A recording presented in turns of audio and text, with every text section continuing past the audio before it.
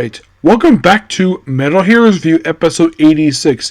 Just by sheer coincidence, the previous episode, 85, that was also the same year that the show started, and this one, 86, being the year the show ended. Well, for Juspion anyway, because we're talking the last two episodes of Juspion, and I'll get my final thoughts on this one.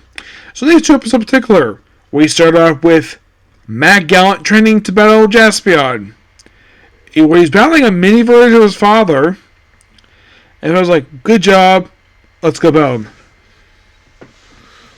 And of course, like, the whole city's still been covered, and they're still trying to find the fifth child. They're still trying to find this person. So,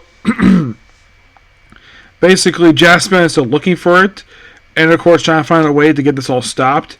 And then, of course, he's informed because all the evacuations going on, like, oh, like, there's this little girl who is basically still in the area. She went to go back to her abandoned apartment building to go get her cat. Juspion managed to get by the people, the emergency service personnel, and go looking for her. And, well, goes to pretty much the same route she went. Excuse me. She found her cat in the basement. Yeah, because she goes up, goes to the apartment, look around, can't find it, and of course, when she goes back to the basement, finds the cat, but then she's trapped out there because the vines coming in. He goes the same route and finds her, and here's something really weird though. Just by sheer coincidence, this girl Mika is the fifth child he's been looking for the past few episodes. Looking for this girl, and he's surrounded by Matt Gallo, who tries to fight. He, of course, accepts. And, of course, Annie comes in with a freaking gun, and of course, she's flying. I'm like, why the heck did she use the whole freaking series? I'm like, is Jasper getting back and forth from the space sheriff at this point? No, it's Annie. Where she's, like, had this futuristic gun that she's never sported the entire series, and she flies. Now I'm thinking, wait a minute. Since when can she fly? I get the fact she's an android, but there's no mention of her she can fly. And here she is, flying in the penultimate episode. And they verified the fact that she is the fifth child, looking for because they have another piece of Galactic Bible that Annie just happens to have, and it turns to go and burn, boom, they got the five kids. And they have this excellent fight sequence between Matt Gallant and Jazz. First out of suit, and then they go in suit, and it's a massive brawl. And he tells his subordinates, do not interfere. This is bad between me and Juspion. And they're like, cool, no problem. And they don't do anything. They deal with Annie while Juspion battles him. Of course, he kind of like beats him. Of course, he's like very vengeful. Like, I would not. Of course, the whole thing at the beginning is like, oh, they're super life forms. Even though I read in their source that they describe them as mutants. I thought this was a mistranslation on the part of the subbers for that part. So he's about to be destroyed. Like I refuse to accept a mere human can be a super life form. Yeah, so. And then he transforms himself into the original Saint Garth outfit. Which, by the way, the guy is steaming. He's about to die. And eventually he does die. And then here comes Satan Super Garth. Very sorry for the fact that Juspion murdered his son. By the way, that was mentioned at the beginning of their beings of negative energy. Which kind of they hinted before in a previous episode. So, and then, of course, basically, Juspion basically brings out Deadline basically to fight it. And, well, fight him. Of course, this leads into the final well, basically, the ending is quite interesting, to say the least. So, he, of course, has to go look for the baby. Yes, he should look in the area, but he can't find the baby. So, Edgy buys him time by battling Super Saiyan Garth himself. A battle does not go well for him because he is defeated and murdered by him. Well, he dies. Though Juspion himself basically gets angry at the fact that his mentor's murdered. So he gets in and basically fights him. And then the 5 kids show up, put their hands together, something they tried to do a couple episodes prior, but now since the 5 are there, and then all of a sudden we summon a golden sword. Yes, a golden sword. And he tries to use it, but it doesn't work. Like, man, okay, we got the sword, but we don't have the full power yet. And the fight's not going to, at one point, basically, the kids are surrounded by, well, Matt Gallott's grunts, and, of course, the witch, who's not doing anything this episode. And then the ground starts shaking. At one point, it drops, so it picks back up. And the ground starts shaking, and all of a sudden, this golden egg comes out of the ground. Yes, a golden egg that happens to contain the baby they were looking for. And then, of course, the baby's crying, and powers up the sword long enough for Jaspion proceed to chop off one of Super Saiyan Guard's arms. I'm like, damn! And then he proceeds to use these were his version of the Cosmic Harley, and proceed to kill Super Saiyan Garth. And then, apparently his death results in the other alien just all dying. Despite the fact he was previously revealed, all these grunts are actually people who Mount Gallant force be in his army. They all die. Yeah, they all died, including the witch, which I find that to be interesting. And then, of course, they bury Edgy, and of course, basically, like, they all celebrate Holocaust to the baby, which apparently appears in one episode of this baby, episode 46. The baby's named Tarzan. He's like Galactic Tarzan. Of course, the guy's like, oh, Tarzan, cool name. I agree, it's a cool name. And then, of course, basically, everybody's holding the baby, and of course, they play around. And then Jaspion, Ari, Mari, and Tarzan proceed to fly back to Edgy's planet, ending the episode. I'm like, well, I get the reason why he left. Because his job is done. Saiyan Garth is dead. Matt Gallant is dead. The villains are all dead. So he's probably like, he's not from Earth per se. It's not really specific what planet he's from. I'm presuming he's from Earth because of the language he speaks, but...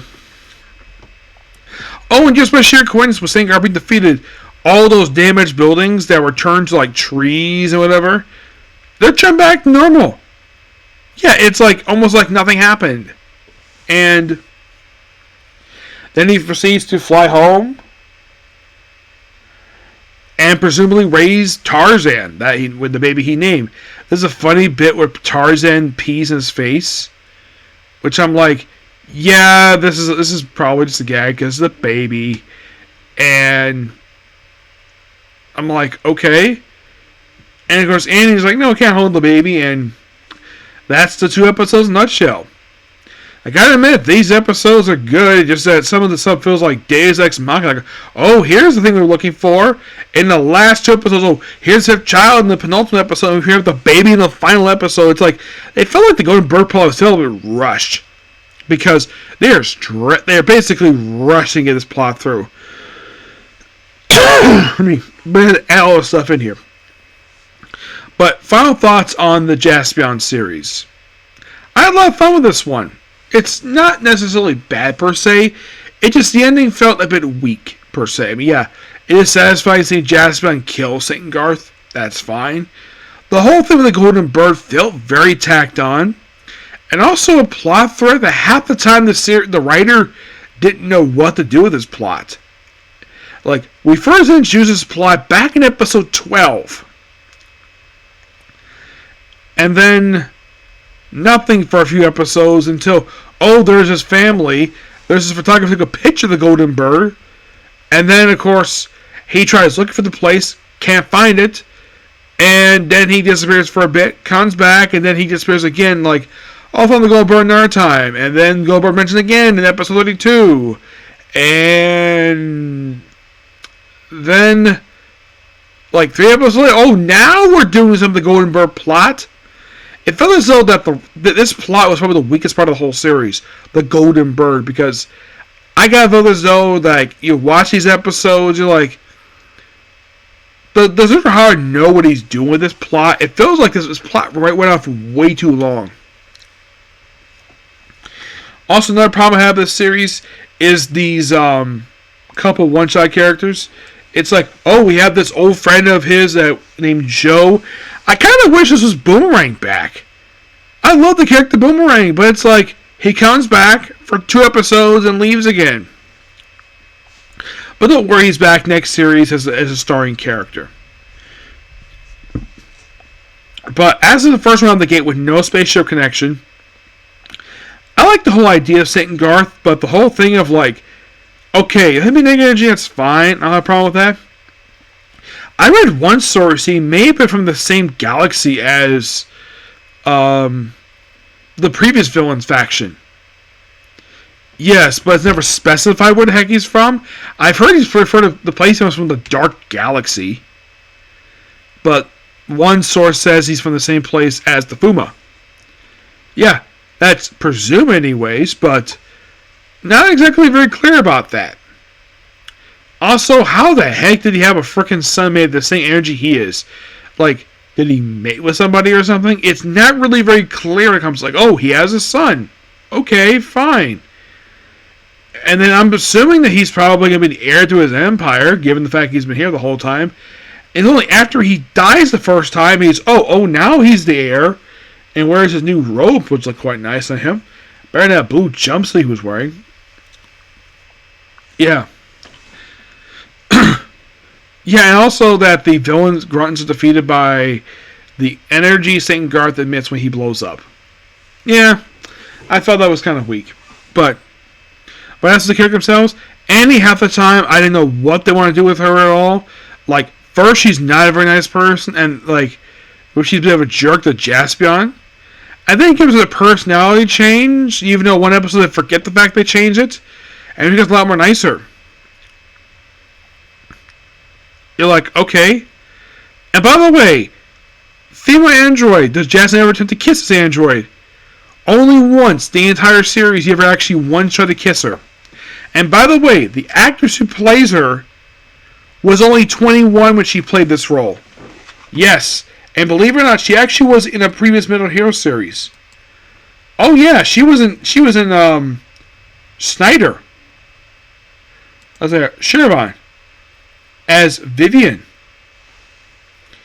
Yeah, she was Vivian, a one-shot character.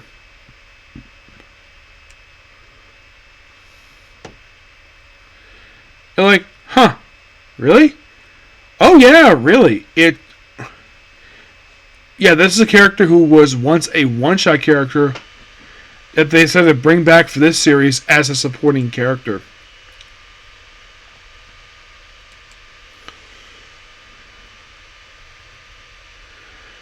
And in case you're curious, did she ever appear in like any other series besides this one? That's Flae Tokusatsu. According to my drama list, aside from this one, Space Sheriff, she did appear in Shin Kamen Rider Prologue. Yeah, but aside from this series, nothing else. She never returned to Kamen Rider. She just did these two, and that was it. Maya, it's like, okay, so what was the purpose of this girl? At one point, they referred to Maya as a boy. Maya is a girl's name, and this guy was there. Edgin, the Galactic Prophet, who's only there for, not many episodes. Okay, so he's there for the first episode, he's there for the 4th episode, and then he's there for 12. I think it was like 18. And after 18, he appeared again to like episode like 35. I know he also appeared in the last 2 episodes, so he appeared in roughly like 8, 9 episodes. It's almost like half the time they forgot this guy existed.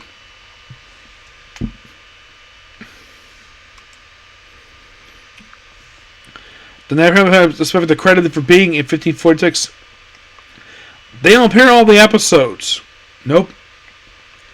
They're there up until episode 20, disappear for a while, come back in a one-off episode, disappear again, and then they return as regular supporting characters from episode 35 forward. All because basically the oldest daughter gets hit with these light thing, episode 35. Cool execution to start, but the ending was kind of odd. Also, the whole thing with the baby, where he appears like one episode. Also, I felt as though the whole thing with Jaspion's parents were these interactive zookeepers who involved the Galactic Federation in this. I'm like, wait, they involved the organization the Galactic Patrol was involved with, possibly? I'm assuming that's the loose connection I could think of. But it's like, okay, let's throw this in, have this one villain who didn't do anything. It's like, Zampa, the guy who got killed off in 18. It's like, he's first introduced, and then nothing is done with this guy until his death episode. You're like, really? Yes, really. At least his boss had been the previous series. Yeah, so he had been basically like in a few other series. He basically he does appear in the very next series as the voice and suit actor for Dr. Bio. Aside from that, he was mostly for like a guest star in terms of Metal Heroes. In Sentai, he was General Deathganger from Go-Go V. And he was the Black Knight from Zoo Ranger.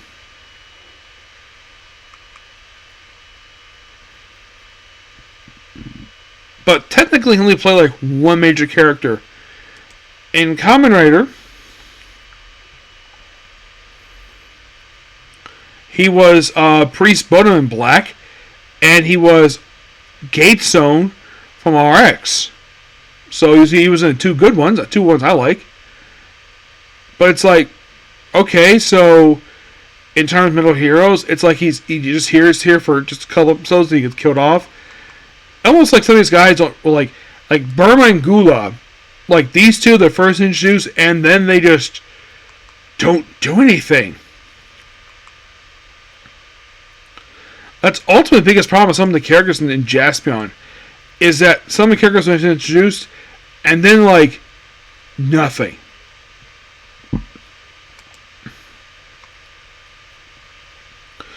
Oh, and the actress who plays Brema, has she any other ones basically besides this one? No. This is only credit this series she had worked on. I am not kidding about that. This is the only series she had worked on. It's like, did she retire? No idea. Kyojuu, the one who kept firing this powder stuff on Juspion. Did she do anything outside of this one that's related to Tokusatsu?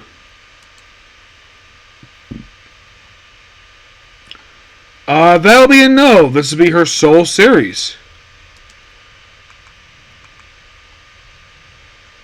At least in the case of Gliza, at least she did stuff aside from this series. Like, I met a very beautiful woman at the time, though she's much older now. She's like probably about 70. And, well, she did appear on RX, so she had a reunion with one of her cast members here. She didn't appear in Sentai. Nope, she appears mostly in Metal Heroes and Kamen Rider. The woman playing her sister, she had previously, like I mentioned, she previously played Amazon Killer in Sun Vulcan. I like the creatures. I like the creatures are awesome. The allies are nothing. Like the Amazons is just basically just brought back for this one episode. The only allies appear in one episode is the Gossip Brothers. Like, oh look, it's two brothers who just happen to be played by actors who look very similar to each other.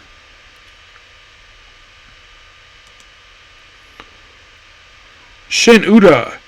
Well, the one who played the younger brother.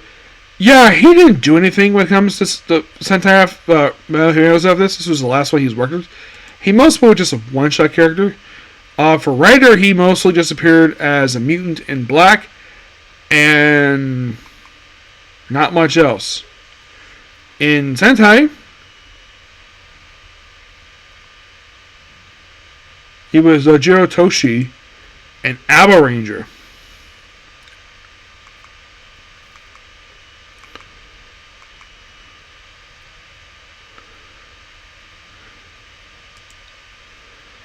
The older of the two brothers.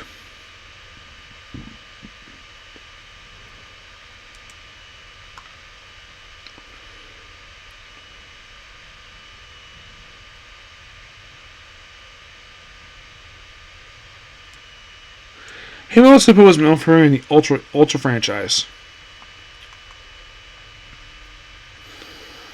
But that's real all I gotta say about this one. Yep.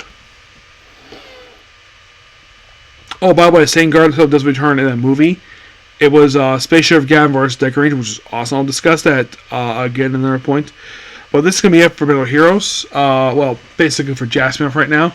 So, of course, next one's going to be Jiraiya, but that will be talking about that for a bit. So, next up is the Comic Corner, and then it's on to Bleach. Okay, Juspion, bye.